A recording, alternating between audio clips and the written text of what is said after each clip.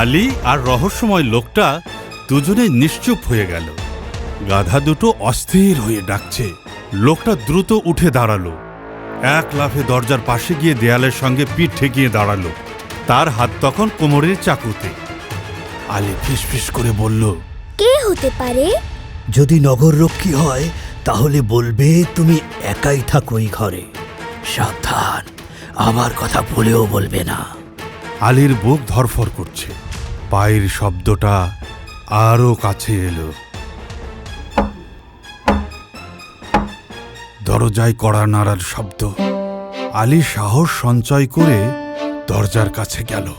কে? বাইরে থেকে ভেসে এলো এক বৃদ্ধের কণ্ঠ। বাবা আলী, আমি করিম চাচা বাবা। ফজরের নামাজে যাচ্ছিলাম, দেখি তোমাদের গাধা দুটো খুব ডাকাডাকি করছে। সব ঠিক আছে তো বাবা? নামাজে যাবা না? আলী স্বস্তির নিঃশ্বাস ফেলল। জি চাচা, সব ঠিক আছে। গাধাগুলো নতুন এসেছে তো, তাই একটু অস্থির। আচ্ছা আচ্ছা, খেয়াল রাখো, সব খেয়াল রাখো। পায়ের শব্দ দূরে মিলিয়ে গেল। ঘরের ভেতর কয়েক মুহূর্তের জন্য নীরবতা নেমে এলো। লোকটা জায়নামাজ বিছিয়ে দাঁড়িয়ে গেছে ফজরের নামাজে, আর আলী বের হলো মসজিদের উদ্দেশ্যে। সকাল হতেই আলী গাধা দুটো নিয়ে বাজারের দিকে রওনা দিল। বহুদিন পর আবার গাধাগুলোকে কাজে লাগাতে পেরে তার মনটা ভালো হয়ে গেল। বাজারে পৌঁছাতেই কয়েকজন ব্যবসায়ী তাকে ডেকে নিল। এই ছেলে, মালগুলো গুদাম পর্যন্ত পৌঁছে দিতে পারবে? পারবো চাচা। সারাদিন গাধার পিঠে মালামাল পরিবহন করে ভালোই উপার্জন হলো আলীর।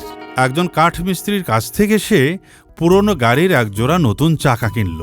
আর এক দোকান থেকে কিনল মোটা কাঠ, হাতুড়ি বাটাল করা তার কিছু স্ক্রুও নিল অন্য দোকান থেকে। আর নিল শক্ত কয়েক গাছা দড়ি।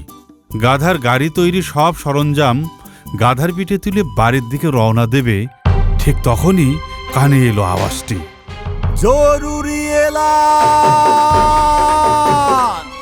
একটি জরুরি এলান। বাজারের কোলাহল থেমে গেছে। লোকজন যে যার জায়গা থেকে কান পেতে শুনছে।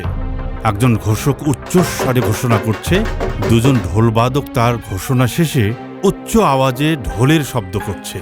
সম্মানিত নগরবাসী, লক্ষ্য করে শুনুন, গতকালের ডাকাত দলের কয়েকজন সদস্য এখনো শহরের ভেতরেই লুকিয়ে আছে। চারিদিকে গুঞ্জন শুরু হয়ে গেল। ঘোষক আবার চিৎকার শুরু করল। যে ব্যক্তি ডাকাতদের ধরিয়ে দিতে পারবে তাকে নগর প্রধানের পক্ষ থেকে 1000 দিরহাম বকশিশ দেয়া হবে। লোকজন হইচই শুরু করে দিল। 1000 দিরহাম? এত টাকা? ডাকাতগুলোকে খুঁজে বের করতেই হবে। আলীর বুক ধক করে উঠল। তার মনে হলো চারপাশে সবাই যেন তার দিকেই তাকিয়ে আছে। ঠিক তখনই পাশের এক লোক বলল, শুনেছি ডাকাতগুলোর একজন আহত হয়েছে, শহর ছাড়তে পারেনি নাকি। আমি হলে আমার ঘর তল্লাশি করতাম। আলীর কপালে ঘাম জমে গেল। সে ধীরে ধীরে নিজের নতুন চশমাটা চোখে পড়ল। তার কানে হাজার রকমের ফিসফিস শব্দ ভেসে আসছে। 1000 দিরহাম পেলে আমার দেনা শোধ হয়ে যাবে। আলী চমকে উঠল। সে অন্যদিকে তাকালো। এবার শুনতে পেল, ডাকাতটা যদি আমার দোকানে লুকিয়ে থাকে? আলী দ্রুত চশমাটা খুলে ফেলল। এগুলো কি কারো মনের কথা, নাকি সত্যি সত্যি কথোপকথন? তার বুক কাঁপছে। বিকেলের দিকে বাড়ির পথে রওনা দিল আলী। কিন্তু সে বুঝতে পারছে না তার বেশি ভয় কিসের, ডাকাতের, নগররক্ষীদের, নাকি কোনো ঘটনার চক্রে পড়ে মিথ্যা বলার কারণে জাদুর চশমার গুণাগুণ নষ্ট হয়ে যাবার। বাড়ি ফিরতে ফিরতে কেবল একটা চিন্তায় মাথায় ঘুরপাক খাচ্ছিল আলীর। ডাকাত সদস্যকে যে কোনোভাবে হোক বাসা থেকে, পারলে শহর থেকে নিরাপদে বের করে দিতে হবে।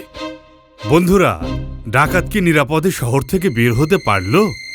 জানতে চাইলে পরের পর্বের জন্য অপেক্ষা করো।